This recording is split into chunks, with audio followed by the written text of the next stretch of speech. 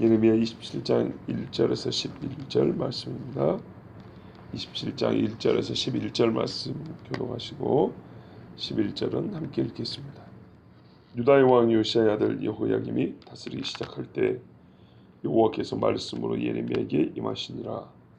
여호와께서 이와 같이 내게 말씀하시되 너는 줄과 머리를 만들어 내 목에 걸고 유다의 왕 시드기야를 보러 예루살렘에 온 사신들의 손에도 그것을 주어 에돔의 왕과 모압의 왕과 암몬 자손의 왕과 두로의 왕과 시돈의 왕에게 보내며 그들에게 명령하여 그의 지에게 말하기를 만군의 여호와 이스라엘 하나님께서 같이 말씀하시되 너희는 너희의 지에게 이같이 전하라. 나는 내 큰 능력과 나의 쳐든 팔로 땅과 지상에 있는 사람과 짐승들을 만들고 내가 보기에 옳은 사람에게 그것을 주었노라. 이제 내가 이 모든 땅을 애전 바벨론의 왕 느부갓네살에게 또 그 짐승들을 그에게 주어서 섬기게 하였나니 모든 나라가 그와 그의 아들과 손자를 그 땅에 기한이 이르기까지 섬기리라. 또한 많은 나라들과 큰 왕들이 그 자신을 섬기리라. 여호와의 말씀입니다. 바벨론의 왕 느부갓네살을 섬기지 아니하며 그 목으로 바벨론의 왕의 명예를 베지 아니하는 백성과 나라는 그가 그들이 멸망을 받으니 혈과 죽음과 사냥터로 그 민족을 떠나리라. 너희는 너희 선지자나 복술가나 꿈꾸는 자나 술사나 묘술사가 이르기를 너희가 바벨론의 왕을 섬기지 아니하리라 해도 너희는 듣지 말라. 그들은 너희에게 거짓을 예언하여 너희가 너희 땅에서 멀리 떠나게 하며 또 내가 너희를 몰아내게 하며 너희를 멸망하게 하느니라. 그러나 그 목으로 바벨론의 왕의 멍에를 메고 그를 섬기는 나라는 내가 그들을 그 땅에 머물러 밭을 갈며 거기서 살게 하리라 하셨다 하라. 여호와의 말씀이니라 하시니라. 아멘.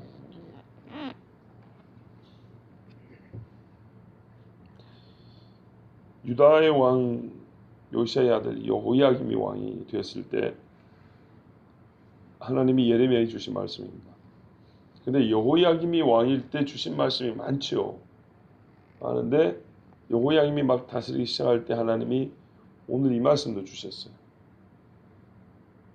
어떤 말씀 주셨냐면 2절에 줄과 멍에를 만들어 내 목에 걸어라 그랬어요. 목에다가 소들이 매는 멍에 이렇게 매가지고 줄을 묶은 거예요. 그냥 자기를 마치 소처럼 이렇게 만든 거죠. 밭가는 소처럼 멍에 매고 줄로 매요. 이렇게 누가 끌면 나는 소처럼 이렇게 끌려가는 거죠. 이렇게 예레미야한테 하라 그랬어요. 참 선지자들 고생이 많습니다. 뭐 3년 반 또 한쪽으로만 누워 자라 그런다든지, 부인이 죽어도 울지 마라 그런다든지, 옷을 벗고 지내라 그런다든지, 남들 다 잘 때 이사를 하라 그런다든지, 사람들이 하여튼 이상히 여길 만한 일을 그래서 주목하게 만들고 그 뜻을 물어보게 만들어서 하나님 말씀 들려주려고. 예레미야에게도 아니 이 점잖은 양반이 제사장이란 말이야. 제사장. 아나도스의 제사장 집안 사람 예레미야예요. 근데 왜 이렇게 이상한 짓을 시켰을까요? 자, 하나님이 이렇게 말씀합니다. 3절에 유다의 왕 시드기야를 보러 예루살렘에 온 사신들이 있다. 궁금한 게 있죠. 아니 여호야김 시대라면서 무슨 시드기야 왕을 얘기할까요? 그렇죠? 보세요 여러분. 1절에 유다의 왕 요시야의 아들 여호야김이 다스리기 시작할 때 3절에 유다의 왕 시드기야를 보러 예루살렘에 온 사신들의 손에도 이렇게 돼 있죠. 안 맞죠? 그래서 신학자들이란 뭐 옛날부터 성경을 보던 사람은 잘못 쓴 거다. 둘 중에 하나 일치돼야 된다는 얘기죠. 아마 시드기야 왕이 다스릴 때인가 보다. 뒤에 내용이 너무 구체적이니까. 여호야김이라고 1절을 잘못 쓴 거다. 시드기야로 써야 되는데. 그렇지 않고요. 이렇게 보시면 됩니다. 여호야김 때 하나님이 이 다음에 시드기야라는 왕이 세워질 거다. 하나님이 그 정도를 못 내다보십니까? 이사야 시대 때 나중에 고레스가 너희를 돌이키라 얘기를 했는데 그런 말씀을 수백 년 후에 있을 일을 수백 년까지는 그렇고 그렇죠. 히스기야 왕 당시니까 히스기야가 예루살렘이 멸망하기 전에 최소한 150년 전 왕이란 말이에요. 그러면은 그때 예언을 했다 하면은 포로 생활 끝나면 거의 200년 전에 예언한 건데 그걸 하나님 모르시냐? 아시죠? 자, 그러면 이게 어떻게 된 건가요? 이렇게 보시면 그냥 편합니다. 유다 왕 여호야김이 다스릴 때 하나님이 후에 시드기야가 왕이 될 거라 이 말입니다. 그때까지 예레미야 너는 사역할 것이고 그때 이런 식으로 하라고 말씀을 준 겁니다. 남북이 갈릴 때 막 갈렸을 때 북쪽에 여로보암 왕이 베델에다가 금송아지 세우고 막 그랬거든요. 그때 남쪽 유다에서 무명의 선지자가 올라옵니다. 그래서 뭐라 하냐면 훗날 요시아라 하는 왕이 나올 건데 요시아는 유다 말기예요. 한참 후에 있을 일인데 이름까지 정확히 들어냅니다. 요시아라는 왕이 와서 이거 다 무너뜨릴 거다. 변속가 만들어버릴 거다. 근데 정확히 그렇게 했단 말입니다. 그러니까 이거는 불과 한 11년 있으면 12상 늦어도 12년 정도 있으면 있을 일입니다. 10몇 년 있으면. 시드기야가 유다 말기 왕인데요. 이때 바벨론이 막 이제 나라들을 치고 이제 아주 강성하게 또 잔인하게 이렇게 정복을 할 때입니다. 그때 여기 3절에 나온 왕들이 유다 왕 시드기야하고 동맹을 맺은 왕들이에요. 모압, 두로, 시돈, 암몬 이 사람들이. 그러니까 시드기야하고 동맹을 맺으려고 찾아왔지 않겠습니까? 또 서로 인사로 이렇게 모이고 회의를 하지 않았겠습니까? 그때 그 왕들의 사신이 오면 하고 말씀한 겁니다. 어떻게 하라 하냐면 멍에를 메고 줄을 이렇게 끌어가지고 예레미야를 스스로 자기 몸을 이렇게 해가지고 그 사신들 앞에 가서 서라니. 그리고 이걸 여러 개 만들었다가 갈 때 하나씩 갖고 가라 주라 이 말이에요. 너희들도 지금 나처럼 될 거라고. 자, 시드기야 왕 때 망합니다 유다가. 그러니까 시드기야 왕 당신도 그렇고 당신과 동맹할 왕들도 이 주변 나라 왕들도 그렇고 전부 다 이렇게 나처럼 멍에를 메고 줄을 맺혀서 이렇게 끌려갈 거라고. 참 이거 아주 불쾌한 이야기죠. 외국의 사신들에게까지 그렇게 주라는 거예요. 왜 그러냐면 하나님께서 그렇게 시켰기 때문이죠. 그런 특이한 행동 내지는 상징적인 물건을 주면서 메시지를 전달하고 그랬어요. 뭐라 그러냐면 내가 큰 능력과 나의 이 팔로 땅과 지상에 있는 사람과 짐승들을 만들고 내가 보기 옳은 삶의 것을 주었노라. 나 여호와 다 만들었다. 내가 주권자다. 그리고 나는 주권자인데 아무렇게나 힘을 쓰는 게 아니고 옳은 사람에게 이 모든 것을 준다. 적어도 너희는 바벨론의 왕 느부갓네살이 싫고 그가 큰 나라 왕이기 때문에 동맹을 해서 막 대적하려 하지만 내가 볼 때는 그동안에 너희에게 막 은혜를 베풀고 회개하라고 외쳤지만 듣지 않는 너희 유다와 모압과 암몬 너희들보다 차라리 바벨론의 왕이 지금은 더 옳다. 이런 말인 거예요. 아시겠죠? 그러니까는 헛생각 하지 말고 나 여호와가 보기에는 지금은 너희가 바벨론의 왕보다 옳지 않다. 바벨론 왕이 더 오르어서 너희를 치라 한 거니까 잠잡고 침을 받으라 이런 말이에요. 이건 하나님의 심판이니까 하나님의 매니까 하나님의 매질을 단순히 정치적으로 생각해서 바벨론이 우리나라를 치는데 막아야지 이렇게만 생각하지 말고 내가 들어서 치는 거니까 지금은 차라리 맞는 것이 너희에게 유익이고 이 어려운 때를 빨리 지나보낼 수 있는 방법이니까 그렇게 차라리 겸손히 받아라 이런 뜻입니다. 자, 어느 정도로 하나님이 치냐 하면 바벨론의 왕 느부갓네살을 종이라고 불렀어요. 너희는 종이라고 부르지 않습니다. 즉 이 나라 왕들은 종이라고 부르지 않습니다. 그리고 느부갓네살의 손에다가 이 모든 나라와 들의 짐승들, 이 들의 짐승이 이제 사실 말 그대로 들짐승일 수도 있고 여러 잡다한 민족들을 가리킬 수 있겠죠. 드레커하는 어느 정도로 섬기냐? 그 손자 때까지. 그 땅의 기한, 바벨론의 기한이 이르기까지 섬길 것이다 그랬어요. 그 아들이 아윌 무로닥인가 그러고요. 무로닥 발라단인가 그러고요. 그 손자가 벨사살입니다. 느부갓네살의 손자가 벨사살입니다. 벨사살이 유다에서 가져온 예루살렘에서 가져온 금잔 꺼내갖고 술 먹다가 손 나타났고 그날 밤에 죽었죠. 정확히 맞죠. 그 손자 때까지 섬기리라. 그 다음에 어떻게 되냐? 풀어줍니다. 자, 우리 7절 후반부에 보시면 또한 많은 나라들과 큰 왕들이 그 자신을 섬기리라. 번역이 무슨 말인지 통할 수가 없죠.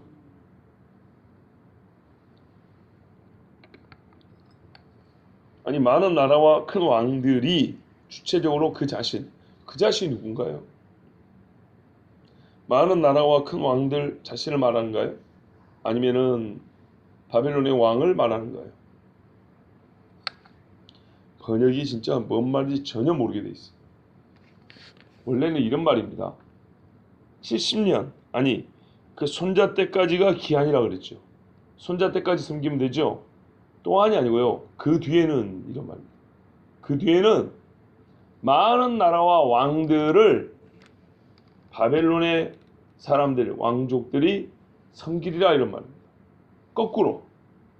그러니까 바벨론을 하나님이 쓰는 기한이 현재 느부갓네살 왕과 그 손자 때까지라는 뜻입니다. 그 다음에 어떻게 하냐면 메대와 바사 사람들이 들어와가지고 바벨론을 정복하지 않습니까? 그래서 바벨론 사람들이 이제는 다른 나라 왕들을 섬겨야 됩니다.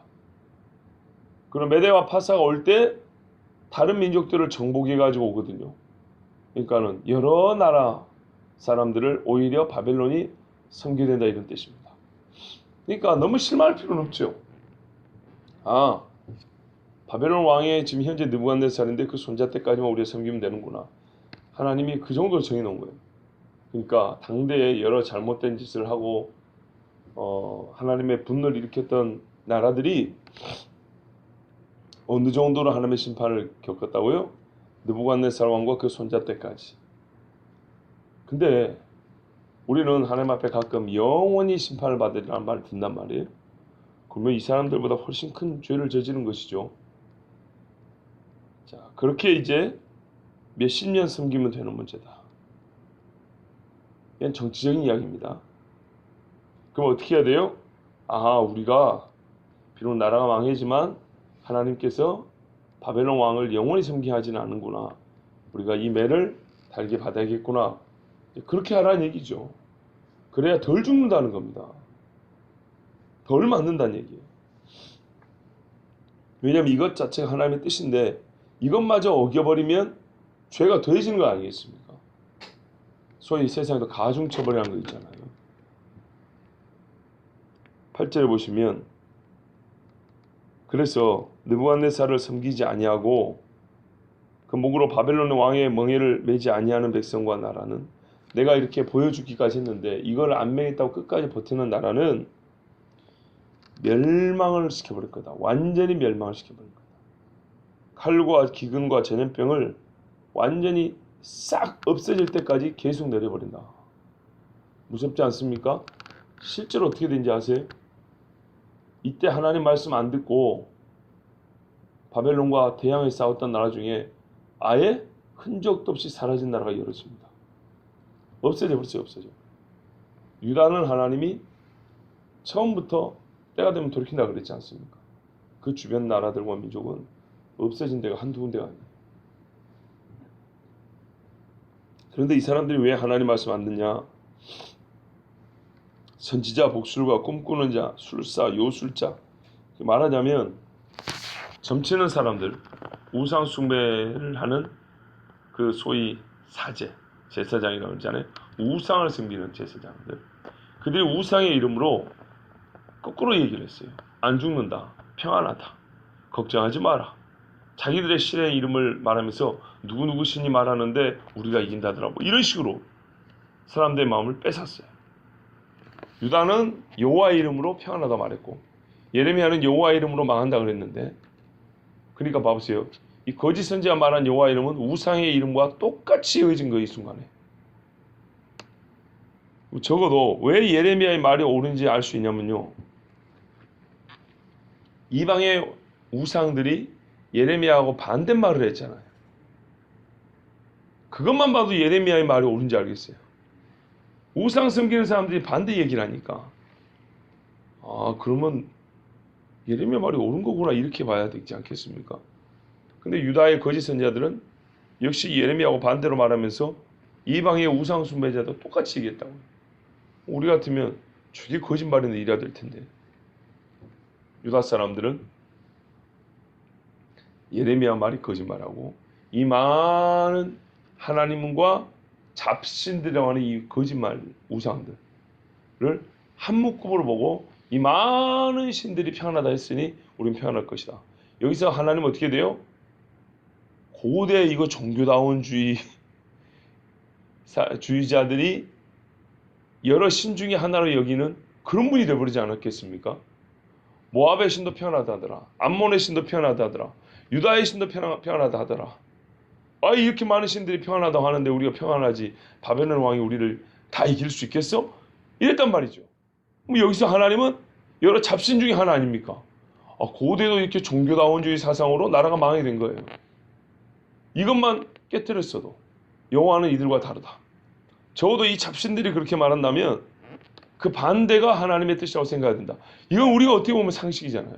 유다 사람들은 오히려 많은 쪽수, 종교의 다수결 원칙을 따라, 다수결의 원칙을 종교의 적용, 신앙의 적용을 해가지고 이 잡신들의 말을 따라갔습니다. 하나님의 이름도 그 중에 하나를 끼워놓고 그 결과 망하게 된 겁니다. 하나님이 정말 지금까지 죄도 크지만 이 죄를 얼마나 크게 했을까요? 종교다운주의에 빠져가지고 여러 잡신 중에 하나로 여호와를 생각하는. 하나님 그랬어요. 제발 그런 말 듣지 마라. 그건 거짓말이다. 그 말을 들으면 너희는 이 땅에서 멀리 옮겨질 것이다. 반드시 포로로 잡혀갈 것이다. 그리고 내가 너희를 몰아내게 하리라. 그러니까 더 화를 돋군다는 얘기. 몰아내게, 하나님이 몰아내버릴 수밖에 없도록 만드는 죄다. 너희를 끝내 멸망시킬 것이다. 그러나 그 목으로 바벨론 왕의 멍에를 메고 그를 섬기는 나라. 왜냐하면 다른 나라를 섬기는 것 자체가 옳다는 게 아니라 하나님이 온 천지를 만드시고 더욱 옳은 자에게 주시는 하나님이기 때문에 이 전쟁만큼은 너희보다 바벨론 왕이 옳다라는 나의 판단이 내려서 그런 거니, 의로운 재판장이신 나의 판단을 인정한다면 너희가 이때는 바벨론 왕을 오히려 섬겨야 한다. 그것이 너희의 회개의 증표이고 나의 주권을 인정하는 증표고, 그래서 너희가 사는 길이 될 것이다. 이렇게 하나님 말씀이에요. 우리가 인생 살면서도 분명히 이건 하나님이 치시는 거구나, 나를 돌이키려고 치는 거구나 할 때는 겸손히 그 일을 겪어 나가면서 막 부정하려 하고 하나님과 한번 싸워보겠다는 식으로 막 아니야 막 이렇게 하는 것보다, 아, 여호와께서 나를 치시는구나. 욥도 그랬거든요. 욥은 별 잘못도 없는데도 그것이 훨씬 지혜롭습니다. 그리고 회개하면 됩니다. 그게 더 빠릅니다. 그 다음에 하나님 주신 복은 큽니다. 그런데 하나님의 의로운 심판을 부정하는 거예요. 바벨론을 부정하는 게 아니고 이와 같은 경우에는 하나님의 심판을 부정하는 거예요. 그러므로 이때 바벨론 왕을 섬기는 나라, 멍에를 메고 섬기는 나라는 오히려 하나님이 바벨론에 잡혀갔을 때 바벨론에서 먹고 살 땅을 준다는 거예요. 그렇죠? 11절에 그렇게 돼 있죠. 그를 섬기는 나라는 내가 그들을 그 땅에 포로로 끌려갔지만서도 거기서 비참한 포로 생활만 한 게 아니고 거기서 땅을 주어서 머물러 밭을 갈며 거기서 살게 하리라. 거기서 생각보다 나은 생활을 할 수 있다는 거예요. 여호와의 말씀이라 하시니라. 그러니까 여기까지 하나님의 말씀은 일반 사람들의 상식과는 너무 내용이 달라요. 우리의 원함, 보통 사람이 원하는 이 욕구의 방향도 다르고, 이런 일이 진행됐을 때 그 후에 후속적으로 일어날 일에 대한 예상도 달라요. 포로로 끌려가면 일생에 코끼어서 할 것이고 짐승처럼 취급을 당할 것이고, 이게 옛날에 유럽 사람들이 흑인을 노예로 삼을 때 이야기란 말이에요. 근데 그런 것이 아니고 끌려가긴 끌려가는데 오히려 그게 더 살 길이라는 것. 예를 들면 바벨론에서 오히려 땅을 붙여먹고 살고 내 자손들이 거기서 흥왕하에 산다는 얘기예요. 유다에게도 그런 말씀을 하셨잖아요. 그래서 상징적으로 예레미야에게 가서 너희는 땅을 사라. 또 바벨론에 가면은 자식을 낳고 거기서 길고 살아라. 여호와께서 때가 되면 돌이키리라. 아예 완전히 하나님을 믿고 그렇게 살아라. 하나님이 너희를 종은 종이지만 힘들죠. 그렇지만 너희가 생각하는 같이 그렇게 비참하게 하지 않냐고, 너희를 사람답게 살 수 있도록 내가 오히려 포로지에서 그렇게 도와주리라. 이런 말씀하셨단 말이죠. 사람이 생각하는 모습과는 너무나 다른, 사람의 원함과도 다르고 사람이 생각한 기대치와도 다르고. 그러니까 여러분, 참 이런 표현이 그지만 하나님의 매는요 맞을만 해요. 훨씬 나아요.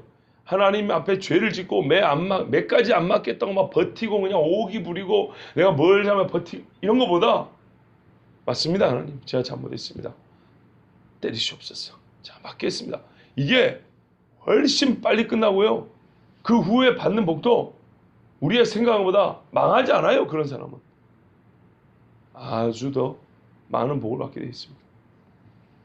하나님 날 이렇게 사랑했구나 라는 것부터 시작해서 이 땅에서 주시는 여호와의 말씀을 청종하여 그 매를 맞는 데까지 청종한 사람, 그에 합당한 상을 하나님이 주십니다.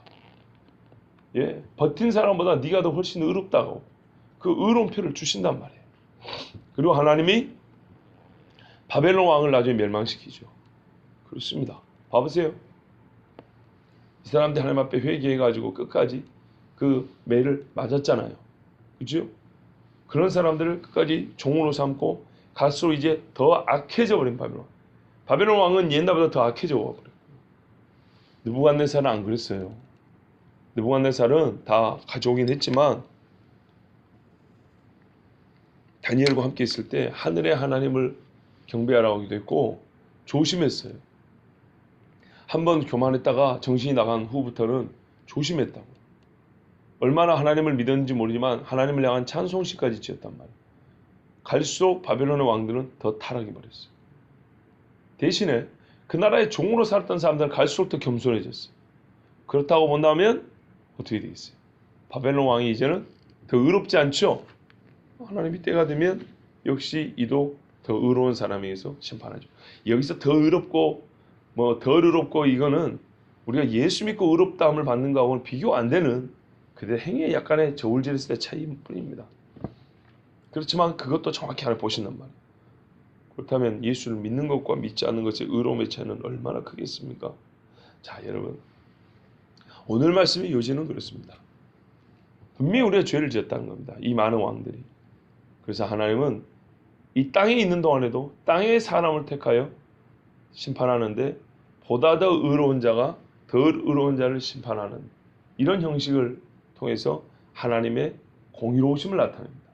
그때 진짜 살고자 하는 자는 끝까지 하나님이 불의하다, 내가 뭘 잘못했냐, 내가 더 공의롭지 않냐, 이런 사람이 아니고 맞습니다. 하나님이 공의롭습니다. 이 심판은 여호와의 공의로우십니다.